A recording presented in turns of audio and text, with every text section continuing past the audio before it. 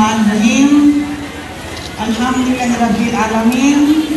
Wassalatu wassalamu ala Rasulullah Sayyidina Muhammad wa ala alihi wasallam. Assalamualaikum warahmatullahi wabarakatuh. Waalaikumsalam. Magandang umaga sa ating lahat at sa ating mga kapatid na nandito ngayon. Pio Giflen. Tama ba? Pio Giflen. Yeah. Of course, binabati ko ating Mayor Helen Benito, ang ating Vice Mayor, Vice Mayor Victor Lungaw. I believe ang ating Vice Mayor na ito ay siya yung ating previous or barangay kapitan ng Barangay Kuya. No? Kuya is the boundary of Sultan Kudarat Province, at the same time boundary ng Maguindanao del Sur. So magkapit-bahay lang tayo rito. I think for how many kilometers na? Siguro na kilometers mo ang boundary. Only 5 kilometers na sa lalawigan na po kayo ng Sultan Kudarat.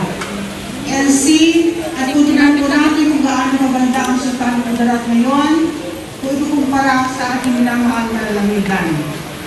But ganun pa man, bago ang lahat, patuloy ko muna ang aking pagbati sa ating mga kasamahan. Picture. Si SB Alonso Urbano, magandang umaga. Rafi Batitaw, Jerry Datuwata, Rainer Niergo, Kadir Kusain, Anwar Campo, Ali Mugyadid,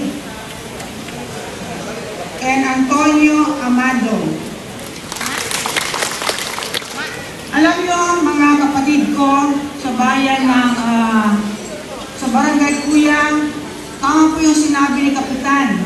Noong unang termino ko, nanalo ako rito ng ilan lang. Tama ka? In the whole history of South UP, noong unang termino ko, talo ako. Natalo ako sa South UP.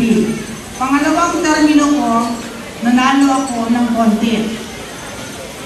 But I believe, sa pagkakataon ngayon, sa tulong ninyo, alam ko, hindi lamang ako ulit, pati na rin ang lokal nating kapatido, mag-landslide ngayong 2020.